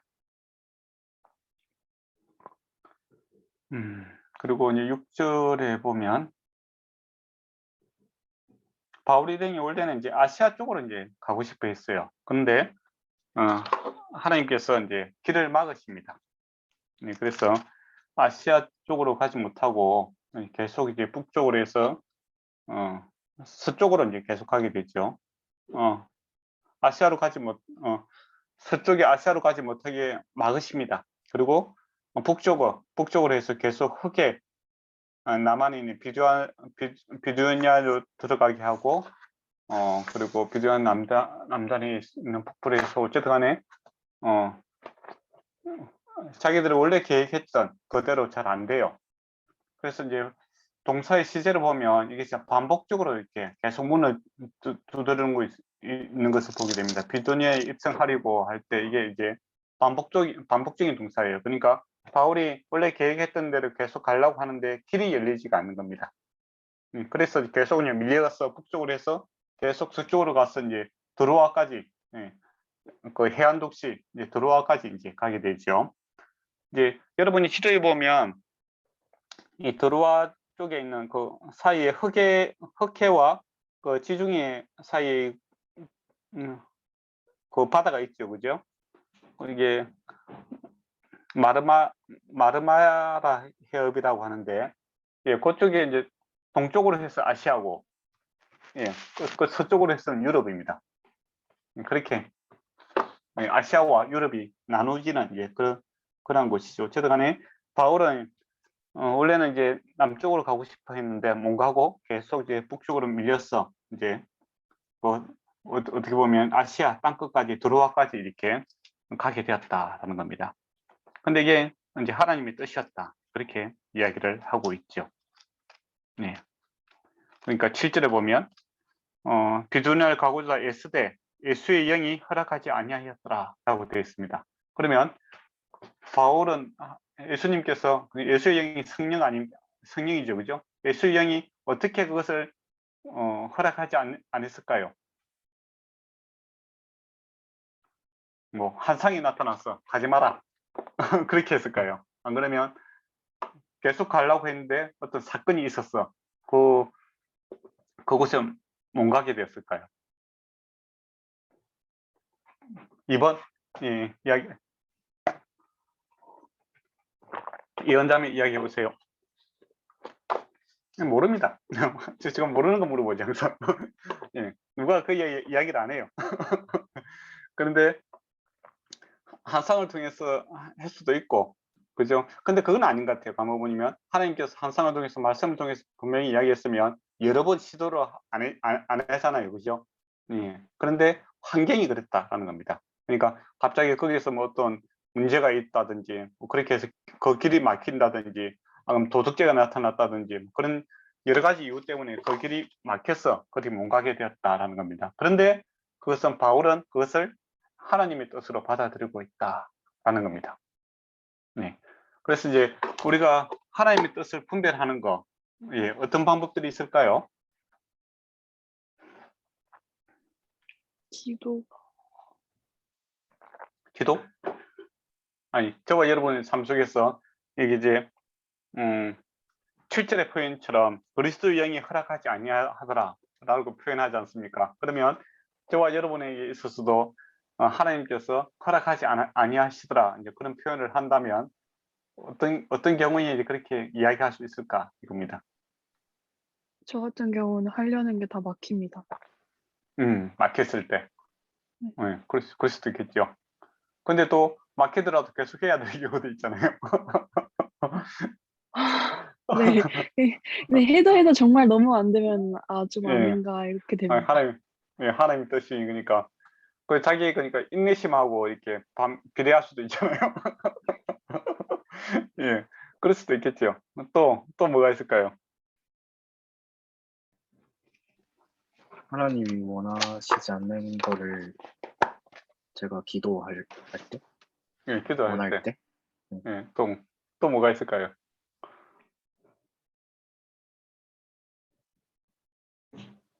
다른 사람을 통해서도 뭔가 경고라기보다는 약간 예, 주의 예, 같은 말이 이렇게 자꾸 들어올 때도 있습니다. 그럴 수도 있겠죠, 그죠? 예. 제일 중요한 건 이제 성경이 있죠, 그죠? 일단 하나님 뜻이 아닌 경우 이제 하나님 말씀에 그죠? 딱 옳고 그름에 대해서 분명하게 이렇게 기록된 내용들이 있잖아요, 그죠? 예, 만약에 그런 내용은 이제 쉽게 우리가 분별할 수 있겠죠. 근데 또 분별하지만은 또 쉽게 순종하는 거는 또 별개의 문제예요. 그렇잖아요. 알면서도 순종 안 하는 경우가 있거든요. 그래서 이제 순종하게 해달라고 기도를 해야 되는 거고. 그런데 성경에서 분명하게 기록하지 않는 내용들이 있어요. 지금 이와 같이 지금 자기들은 계획은 합리적으로 봤을 때 대도시 위주로 아시아 쪽으로 먼저 이렇게 가까운 데부터 복음을 전가하는 것이 그 합리적인 일이잖아요. 근데 하나님께서 막으셨다. 아까 전에 환경적인 요인이 있을 거고, 그죠? 또 우리가 그러면 기도로서 했을 때 계속 마음이 아니 이건 아니겠다 하는 하나님 스님께서 역사하시면 우리의 마음을 또 새롭게 줄 수가 있잖아요, 그죠? 그런 기도를 통해서 또 옆에 있는 사람들이 조언을 줄 수 있겠죠. 예, 어떤 사람들이 마게도니아가 좋다더라 이제 그렇게 이야기할 수도 있는 거고, 예, 여기서 이제 꿈의 환상에서 마게도 청년이 건너와서 우리를 도우라 이렇게 환상을 경험할 수도 있는 겁니다, 그죠? 예. 그래서 이제 1차적으로는 성경에서 나오는 내용들은 성경을 알면은 쉽게 분별할 수 있을 것 같고, 성경에서 나오지 않는 그러한 내용들에 대해서는 아까 전에 기도를 통해서, 그리고 주변의 환경을 통해서, 그죠? 그리고 또 주변인들의 조언을 통해서, 또 이 꿈을 통해서도 이렇게 할 수도 있겠죠. 그래서 하나님 뜻은, 그러니까 하나님은 그래요. 하나님의 뜻에 순종하고자 하는 사람에게는 그 하나님의 뜻을 분명하게 즉 나타내 주십니다. 그래서 알고 순종할 수 있도록 해줘요. 그게 살아계신 하나님의 함께 하심입니다. 저도 이제 그런 경험들은 많습니다. 여러분도 물론 그런 경험들이 많겠죠. 예, 그래서 정말 하나님 뜻에 내가 순종하고자 하는 그런 마음이 있으면 그 길을 열어주시는 것을 보게 됩니다. 예, 그런 측면에서도 결혼도 그렇잖아요. 이 사람하고 결혼할까, 저 사람하고 결혼할까. 이거는 뭐 어떻게 구별할 수 있을까요? 하나님의 인도하십니다. 했을 때 일단 내 마음이 들면 하나님이 뜻이고 내 마음이 뜻이 않은 것보다 예, 그게 이제 여기서 동일한 이제 관점일 수도 있는 거죠. 예. 하나님께서 이제 누구하고 결혼하라 이 성경에 나와 있지 않아요. 맞지 않습니까? 예. 그럴 경우에 이제 아까 말했던 기도를 통해서 하나님께서 마음을 가게 해주실 수도 있고, 또 어떤 사람들이 참 마음이 들어요. 예. 마음이 드는데 아까 전에 예언자만 이야기했던 것처럼 길이 막힐 수가 있는 거예요. 아무리 이야기해도 저 사람이 나를 싫어할 수도 있는 거죠. 예. 예. 그런 한계적인 요소도 있을 수도 있고, 또 그 사람이 한 50%는 괜찮은데 옆에서 이제 목사님이라는 주변 사람들이 저 사람 괜찮다는 이제 이야기를 계속 해줄 수도 있겠죠. 그죠? 그런 가운데 많이 꿈을 통해서 또 확신을 가질 수 있는 그런 경우가 있겠죠. 그죠?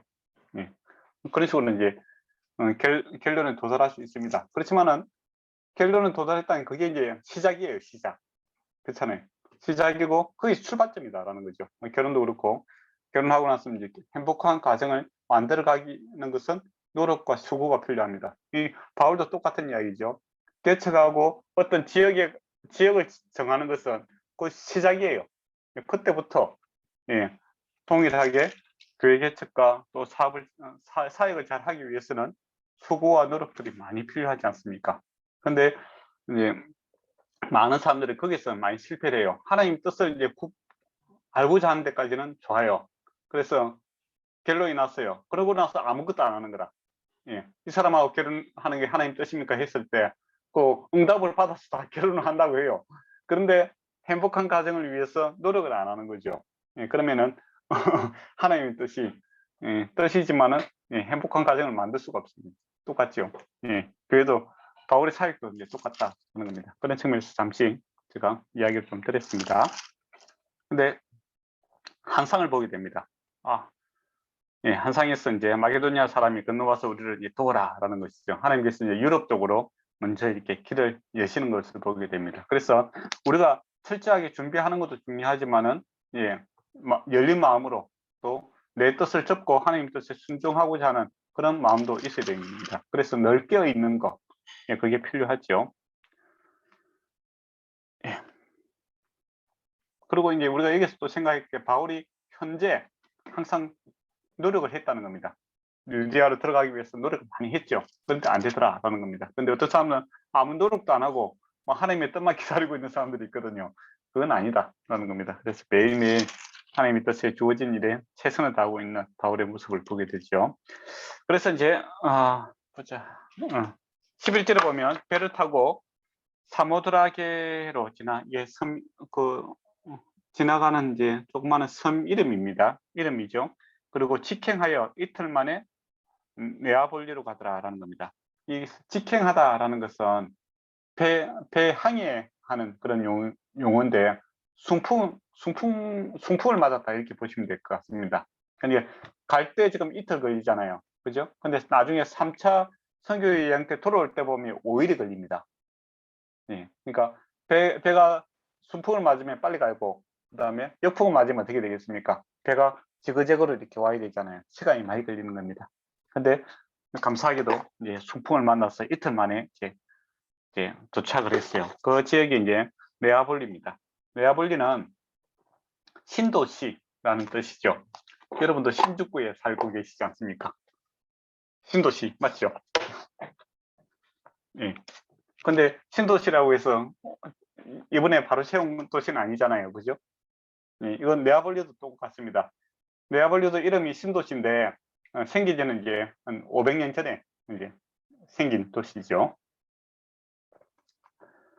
예, 지금의 현재는 예, 카발라라는 현재 도시 이름이라고 합니다. 한번 가봤으면 좋겠네요. 다음에 우리가 다 선교 여행을 한번 가서 예, 공부를 하면 더 재밌겠죠. 예. 그리고 이제 빌립보에 이제 도착을 합니다. 빌립보에 도착을 했는데 원래는 빌립보는 이제 조그마한 이제 도시야, 어촌 마을이었죠. 근데 이제 산으로 이렇게 딱 둘러싸여져 있는 그런 도시라고 합니다. 근데 BC 357년에 이제 마게도니아의 필립 2세 알렉산더의 아버지입니다. 아버지가 이곳을 이제 군사 요새로 만들죠. 그리고 그 주변에는 이제 금을 캐는 금강이 많았고, 그래서 로마에서 식민지로 이제 지정을 하여 이제 로마 시민과 또 퇴역한 구인들을 이제 이주를 시킵니다. 그러니까 중요한 도시에 이제 군인들 출신과 이제 로마 시민들을 갖다가 이렇게 배치함으로써 그곳을 이제 장악하는 그런 모습을 보게 되죠. 그리고 이제 로마 이제 정부 소재지는 요즘 같으면 시청이겠죠. 시청 같은 이런 것은 이제 남서쪽으로 55km 떨어져 있는 아비볼리라는 곳이 이제 그 정부 소재지인데, 근데 실제적으로는 빌립보가 더 중요한 지역입니다. 왜냐하면 그 경제끝과 영향이 있고 육상 무역과 해상 무역이 빌립보에서 많이 일어났기 때문에 경제 도시다 이렇게 보시면 될 것 같습니다. 영향력은 빌립보가 훨씬 더 셌다라고 이렇게 보시면 될 것 같습니다. 그리고 여기에는 유명한 의대가 있었다고 합니다. 자료에 제가 다 적어 드렸습니다.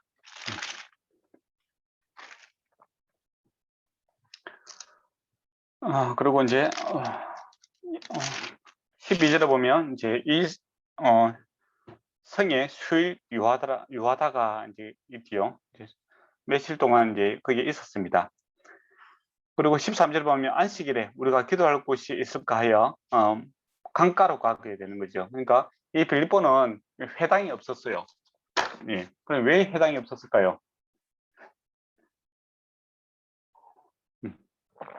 두 가지 이제 이유가 있겠죠.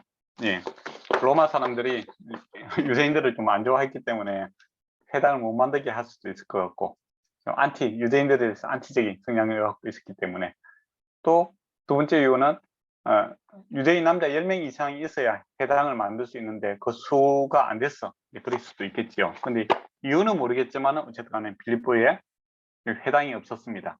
그래서 이제 바울이 이제 어디로 가냐면 이 강가로 갑니다. 이거는 13절에 보면 있을까 하여 이렇게 되어 있죠. 이거는 경험에서 나오는 말이에요. 그러니까 유대인들이 이제 회당이 없을 경우에는 조용한 강가에 가서 이제 기도하는 이제 그런 사람들이 많이 있었다라는 겁니다. 그는 바울의 경험에 기반하여 나오는 말입니다. 그래서 이제 믿는 유대인들을 찾기 위해서 유대인들이 기도하는 곳으로 갔습니다.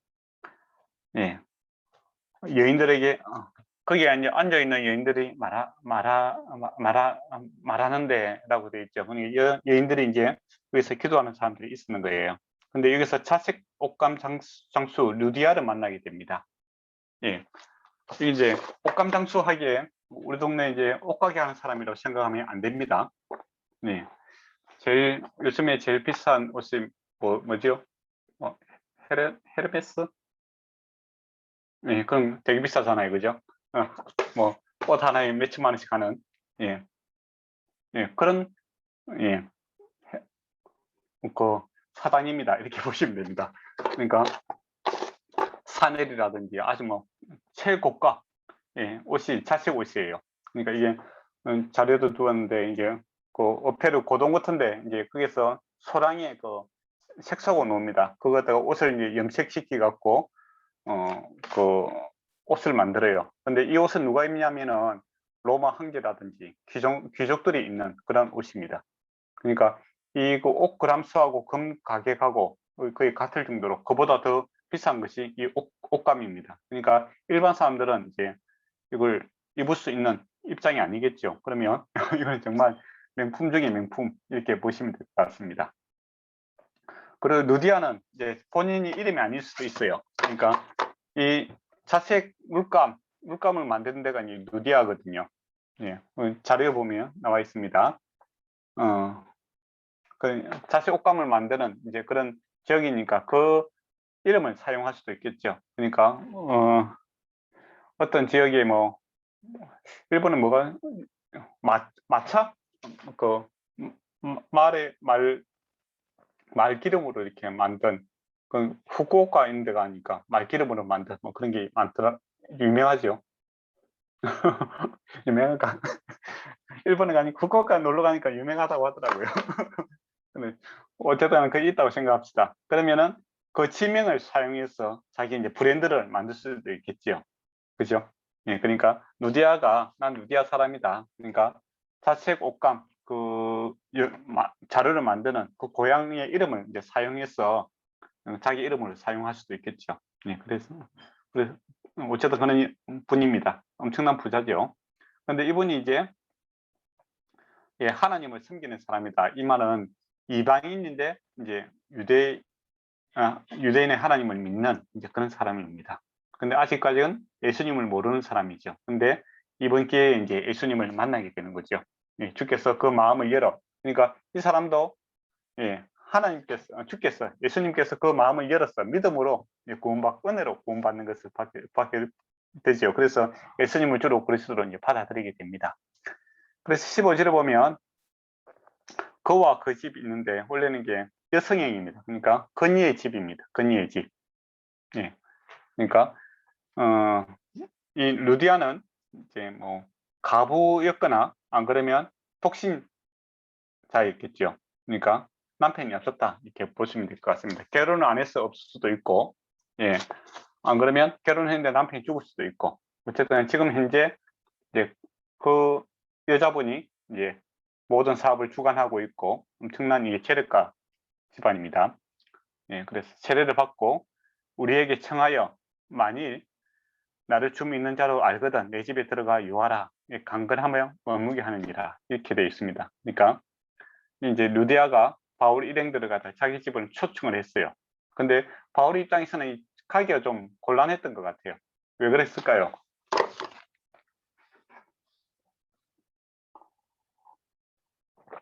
남편도 없는데 남자들이 집에 가면 좀 안 좋은 소문이 날 수가 있잖아요. 맞잖아요, 그죠? 예, 그럴 수도 있고. 네, 그래서 어쨌든 어떻게 안 된다 생각했는 것 같아요. 근데 루디아가 이제 집이 뭐 조그만 집은 아니겠죠, 그죠? 예, 큰 집이고 종들도 있고 방도 많았을 것 같아요. 근데 루디아가 이제 장사꾼의 이게 모습을 잘 보여줍니다. 설명을 하는 거죠. 세례를 받고 예수님 믿고 예. 만일 나를 주 믿는 자로 알거든. 이제 우리가 그리스도 안에서 한 형제의 자매로 이렇게 우리가 가르치지 않습니까? 정말 우리가 그리스도 안에서 한 형제의 자매요. 우리가 이제는 믿음의 한 공동체라고 생각하며 우리 집에 이제 와서 머무르라. 그렇게 이야기를 합니다. 그럼 머물다는 이야기를 이제 들어와 유하라. 두 번이 이야기를 하고 있죠. 강하게 이야기를 하는 겁니다. 강조를 하고 있는 거죠. 그러면서 강건하여, 이 강건하다라는 표현은 약간 폭력적인 단어예요. 안 오면 이제 나 이제 교회 안 가겠다 뭐 그런 식으로 협박을 하는 거죠. 예. 예, 그 정도로 이게 강하게 밀어붙이는 이제 그런 모습을 보게 됩니다. 그래서 바울과 실라가 이제 그 집에 가서 유하게 되는 것을 보게 되죠. 예, 그런데 이제 어떤 일이 생기는가라고 했을 때, 예, 그곳에서 이제 귀신 들린 15절을 보면 귀신 들려서 이제 점을 치는 그런 사람이 있었죠. 그것 때문에 이제 주인이 이제 돈을 많이 버는 이제 사람이 있었습니다. 여기서 이제 귀신 들린 것 보면 태포의 신전이라고 하죠. 뱀신입니다. 뱀신. 예, 뱀신인데 그럼 헬라 신화에 보면 제우스가 그 태포이를 죽여요. 근데 죽고 나서 이제 예언하는 이제 신이 되었다. 그런 식으로 이야기를 합니다. 그러면 쉽게 이야기하면 뭐 우리 한국에도 보면 무당집에 가면 뭐 무슨 장군 있잖아요, 그죠? 최영 장군 했었고 뭐 그런 이름들을 붙이잖아요. 예, 그거와 똑같습니다. 헬라에도 예언하는 신이 델포의 신인데 그 신이 이제 접신을 해서 예언을 한다. 이제 그런 무당이 있었다라는 겁니다. 근데 여기서 우리가 생각해 볼 때,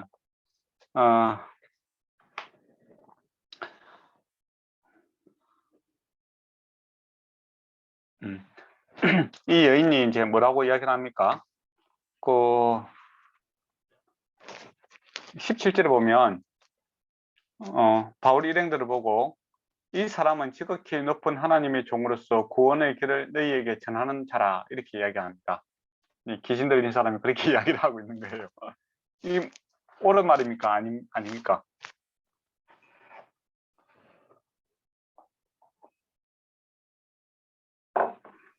옳은 말인 것 같이 들립니다. 옳은 말이죠, 그죠? 예. 그러면 굳이 뭐 그 뒤에 보면 18절에 보면 이같이 여러 날 하는지라 계속 그 이야기를 하는 거예요. 근데 바울이 심히 괴로워하여 돌이켜서 그 귀신전자에게 예수 그리스도 이름으로 내게 명하노니 거기서 나오라 라고 이야기를 하지요. 바울은 왜 괴로웠을까요? 얼마나 좋아요. 생각해 보면 내가 하나님의 말씀 전하는 사람이라고, 이미 귀신 들린 사람으로서 돈을 많이 벌고 있는 사람이잖아요. 그러면 용한 사람입니다. 영향력이 있는 사람이 그렇게 이야기해주면 전도하는데 좀 도움이 될 것 같지 않아요? 쉽게 이야기하면 그런 거죠. 여러분이 전도하러 갔어요. 전도하러 갔는데 그 나라의 이방 신을 섬기는 제사장이 저 사람들 하나님을 말씀을 전하는 사람들이다. 귀한 사람들이다. 그렇게 이야기를 해주면 전도하는데 도움이 될 것 같지 않아요? 뭐 귀신 들었다고 이야기하는 것도 아니고. 예. 근데 바울은 왜 괴로웠을까요?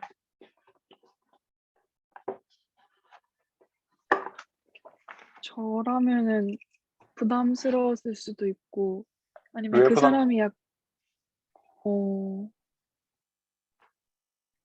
바울이 자기 자신의 과거를 생각하게 돼서 왜 가까하고 뭐 하나님 말씀 전한다는데 얼마나 좋아요.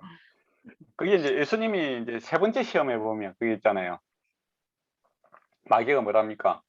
나에게 절을 하면 이 세상 다 죽겠다. 그렇게 이야기를 하잖아요. 그죠? 그러니까 예수님께서 뭐랍니까? 사단아 물러가라. 그 이야기를 하죠. 이 귀신도 똑같은 겁니다. 네. 무슨 말이냐면 또 예수님 이야기도 보면 귀신 들린 자가 먼저 예수님 보고 하나님의 아들이시라고 먼저 고백을 하잖아요. 근데 나와 무슨 상관이 있습니까? 그렇게 이야기를 하잖아요. 그죠? 똑같은 거죠. 이 귀신도 딱 보니까 이제는 하나님의 아들 그리스도 영이 오니까 자기 힘으로 안 된다는 걸 아는 겁니다. 그죠? 그래서 협상을 하는 거죠. 당신 하나님 말씀 전하는 것도 인정해 주겠다 하라. 그렇지만 내 하는 일도 인정해다오. 그런 거죠. 절충안을 내는 겁니다. 그러면서 이제 이 사람들이 하나님의 말씀을 전하는 사람이다 계속 이야기하면 어떻게 됩니까? 귀신도 어떻게 되죠? 귀신 들린 자도 나도 하나님 일을 하는 사람이다. 이제 그렇게 이제 슬쩍 숟가락을 하나 얹는 거죠. 그래서 이 사람들이 하는 것과 우리가 하는 것이 별 다르지 않다. 그런 식으로 이제 물타기를 하는 숟가락을 살짝 얹는 그런 행동을 지금 하고 있는 겁니다. 기만하고 있는 거죠. 그래서 바울이 나사렛 예수 그리스도 이름으로 이제 귀신을 죽게 합니다.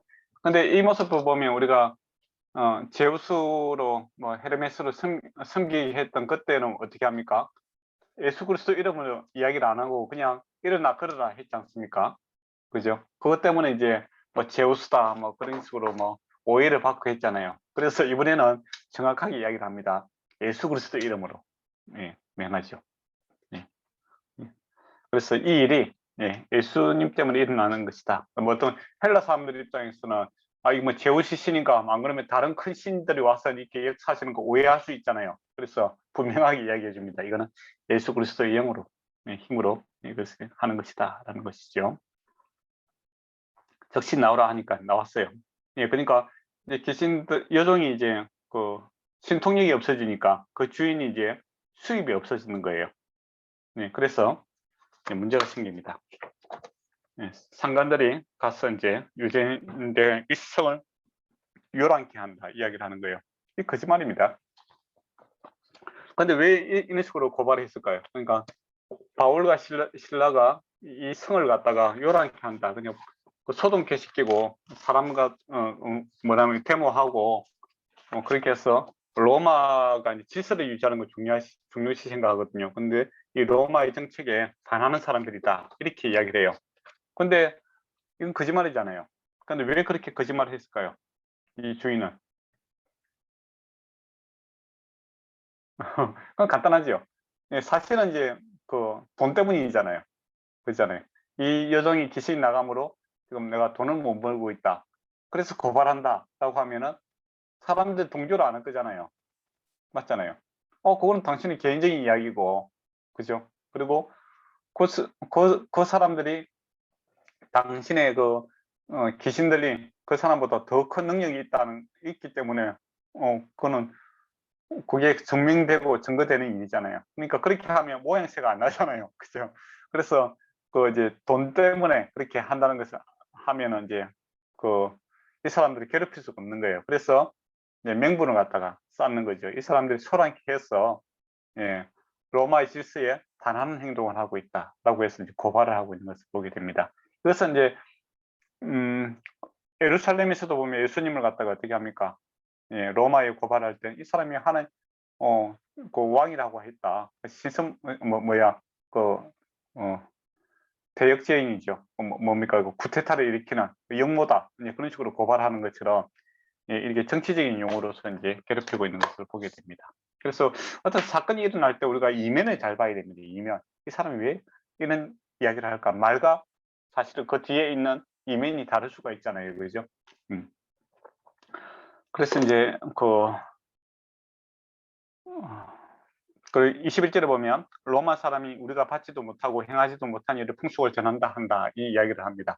그러니까 자기 개인적인 이 경제적인 문제를 갖다가 우리라는 개념으로 이제 이 사람이 로마 사람 우리를 갖다 괴롭히고 있다라고 하면서 당을 짓고 있는 것을 보게 됩니다.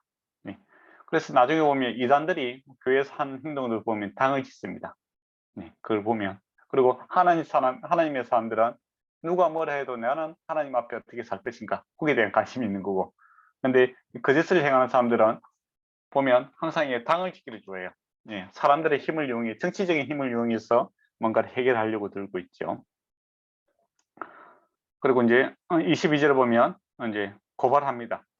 그 상관들이 옷을 찢어 벗기고 매로 치라 하죠. 재판도 안 하고 그냥 때려버립니다. 참 법이 없는 그런 경우죠. 원래 재판을 해야 되잖아요. 근데 이 사람이 아마 영향력이 좀 있었던 것 같아요. 예, 그러니까 일단 소란케 한다니까 몇 대 맞고 나면 조용해지겠지. 예, 그런 식으로 간단하게 해결하려고 들지요. 그리고 이제 감옥에 넣었습니다. 예, 감옥에 들어가서 좀 있으면 좀 생각이 달라지거든요. 예. 그런데 이제 밤중에 어떤 일이 생깁니까? 예, 참 바로가 실은 참 대단하죠. 보통 사람 같은 경우는 매 맞고 뭐 이렇게 하면은 기가 죽을 건데 그 안에 예수 그리스도의 영이 십자가의 영이 그러니까 십자가에서 승리하신 예수 그리스도의 영이 부활하신 그리스도의 영이 함께함으로써 밤에 기도하고 찬송을 합니다. 그 제수도도 듣게 되죠. 근데 큰 지진이 생기죠.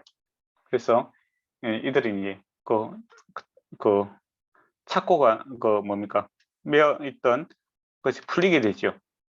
그러면서 이제 옥문을 지키던 사람들이 간수가 오해를 합니다. 이 죄수들이 다 도망간 줄 알고 차별을 하려고 하죠.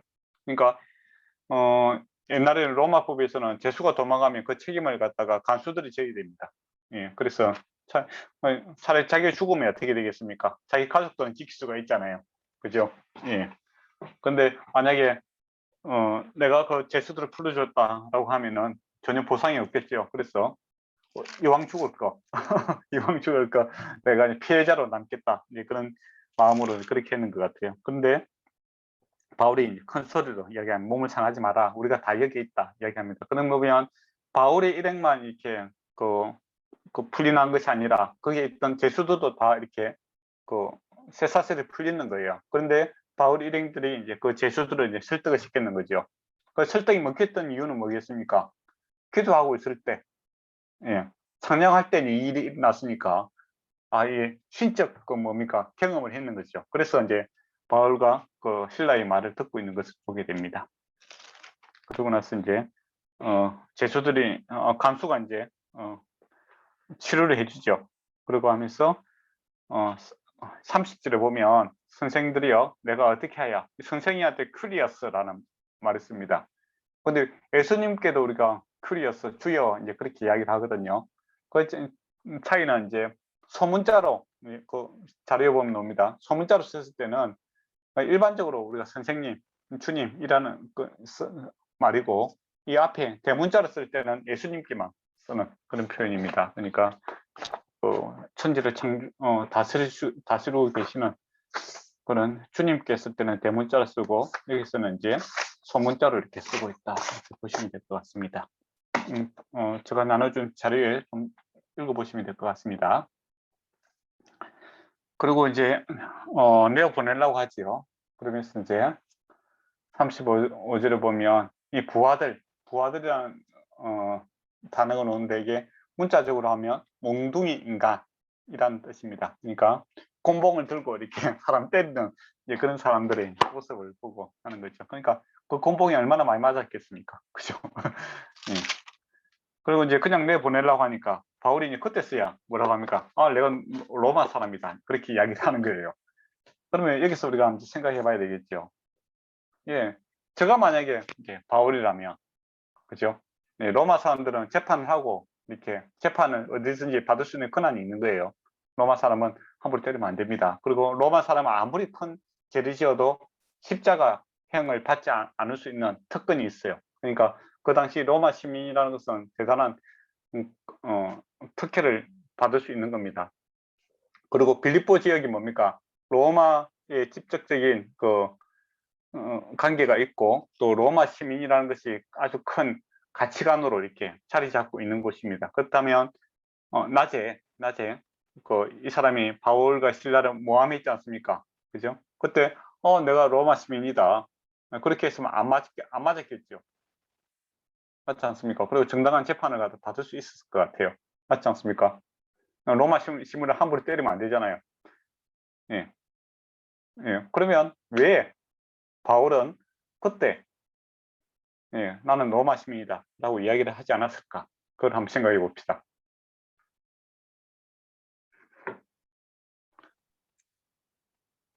로마인의 관여의식 같은 것을 지적하고 싶었던 게 아닐까요? 그럴 수도 있겠죠. 그죠? 예. 그럼 지금은 왜 로마 시민이라고 이야기합니까? 내가 로마 시민인데 재판도 안 하고. 첫 번째, 바울은 매마크를 좋아하는 사람이다. 두 번째, 다른 이유가 있을 것 같다. 다른 이유가 있을 것 같죠. 바울은 이제 어떻게 보면 그 당시 이제 로마 시민이다라는 것은 최고의 어떤 가치관이고 어떻게 보면 특혜를 누릴 수 있는 그거였어요. 근데 그 인간적인 그 가치관보다는 자기에게 중요한 것은 내가 하나님의 백성이다 라는 거고, 내가 지금 하고 있는 것은 인간적인 최고의 가치에서 로마 시민으로서 내가 이야기하고 증거하는 것이 아니라 내가 그리스도의 종으로서 이 일을 하고 있다라는 겁니다. 그게 이제 첫 번째 이유인 것 같아요. 그러니까 세상의 그 기준으로서 내가 어떤 뭐 여러 가지 특권으로서 어떤 내가 알고 있는 세상의 가치관이라든지 이런 기준을 가지고 내가 전하는 사람이 아니라 나는 지금 하나님의 백성으로 하나님의 종으로서 내가 이 일을 하고 있다라고 하는 측면에서 로마 시민인 것을 나타내지 않는 것 같아요. 근데 지금 이제 감옥에서 나가라고 하니까 그 이야기를 하는 이유는 뭘까요? 이득이 있기 때문이죠. 어떤 내가 로마 시민이라고 이야기함으로써 이제 이미 이제 그 앞에 누굽니까? 그 누디아도 있고 그 예수 믿는 사람들이 있잖아요. 그 사람들이 이제 새로 생긴 교회가 보호를 받을 수 있는 거죠. 그죠? 자기 자신들도 이제 로마 시민인데 우리가 그 이단이라든지 안 그러면 로마에서 뭐 말하는 뭐라나 그 역모를 행하는 그런 부도덕하다든지 안 그러면 옳지 않은 사람들이 아니고 우리가 존경을 받는 로마 시민들이 하는 종교다라는 것을 이제 이야기를 할 수 있겠죠. 그리고 특히 그 당시에는 이제 그 로마에서 그 유대인들이 추방이 당했지 않습니까? 그죠? 그런 관점에서 봤을 때는 그 빌립보에 있는 로마인들 입장에서는 유대인들이 하는 행동들에 대해서 안 좋게 생각할 수도 있거든요. 그런데 우리가 로마 시민이다. 그래서 국가에서 인정하는 그런 일들을 하고 있는 사람이고 우리가 불법을 행하는 사람이 아니다라는 것을 이야기를 함으로써 새로 생긴 교회를 이제 보호하기 위해서 이제 그렇게 이야기할 수 있고 또 두 번째 뭡니까? 일단 그 정치하는 사람들이 자기들한테 잘못을 했잖아요. 그렇잖아요. 맞잖아요. 그런데 바울이 이것을 용서해 주는 거예요. 맞잖아요. 그렇게 함으로써 정치적으로는 이제 그 사람들과 이제 관계를 형성할 수 있는 겁니다. 네. 그리고 더 나아가서는 그 사람들이 존경심을 받을 수 있겠지요. 어떤 사람들은 우리가 이제 그 복음서에 보면 청부장 같은 경우에는 원래는 로마 시민이 아닌데 로마 시민이 되기 위해서 돈을 주고 샀다고 하잖아요. 그죠? 그래 보면 어떤 보통 사람들 같으면은 이 로마 시민권을 가지고 뭐 자기 이익을 위해서 엄청나게 이렇게 남발을 하는 그런 분위기겠죠. 그런데 이 사람들은 자기들이 타고날 때부터 로마 시민임에도 불구하고 그것을 아까 전에 예언자 뭐 이야기한 것처럼 남용하지 않고 그렇게 살아가는 이제 정말 멋있는 사람이다. 이제 그렇게 감동을 줄 수 있는 거죠. 그런 측면에서 이제 바울이 나중에는 그렇게 이야기했다. 이제 그렇게 볼 수 있을 것 같습니다. 시간이 넘었네요, 그죠? 혹시 뭐 질문할 거 있습니까?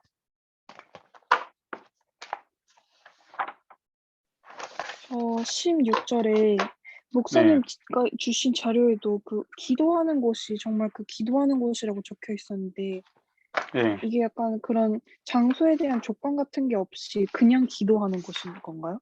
그러니까 그 유대인들이 회당에서 이제 보통 기도를 하는데 회당이 없을 때는 강가, 경험치로 좀 조용한 곳이겠죠, 그죠? 우리도 이제 바닷가 인데 가면 멍 때리고 있는 사람들이 있잖아요. 좀 조용하고, 그죠? 혼자 있는 시간이 같이 있으니까 그런 곳에서 이렇게 기도하는 사람들이 많았다라는 겁니다. 그래서 바울이 같이 자기도 유대인이기 때문에 그 유대인들이 하는 이 생활 패턴에 대해서 잘 알고 있었다라는 겁니다. 그 경험에서 놓아서 기도하는 사람들 찾아갔다 이렇게 보시면 될 것 같습니다.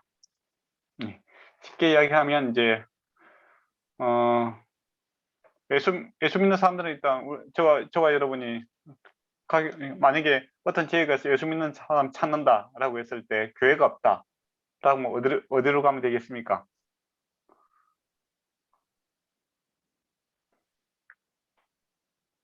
일단 나이트 클럽 인데 가면 찾기 힘들잖아요. 그죠? 그러면 커피숍이라든지 그런 데 가면 좀 찾을 만한 확률이 많잖아요. 네. 그렇죠, 그죠? 그리고 또 만약에 좀 건전한 장소에서 사람들이 모이는 장소인데 찾겠죠. 그와 같은 경험치가 있는 거죠. 유대인들은 이제 해당이 없을 경우에는 좀 조용한 강가에 모여서 자기들이 기도하는 그런 이제 그 당시 문화가 있었겠죠. 그러니까 바울이 이제 그걸 알고 이제 찾아갔다 이렇게 보시면 될 것 같습니다. 감사합니다. 예. 네, 그러면 저는 민희 경제는 그러면 기도하고 마칠까요? 누가 기도하시려 합니까? 네. 네, 예, 네, 사랑하는 아버지 감사합니다. 주님 이렇게 또 변함없이 이 자리에 나와서 목사를 통해서 귀한 말씀 듣게 해주셔서 아버지 감사합니다.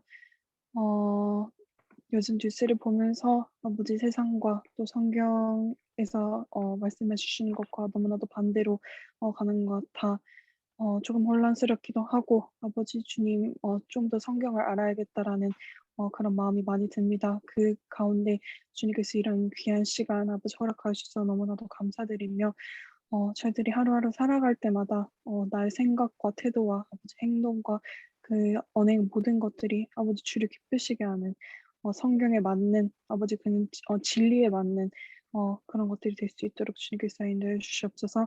오늘 말씀 가운데 정말 본질적인 것을 정말 지키고 비본질적인 것은 아버지 자유를 하는 그런 모토도 들었습니다.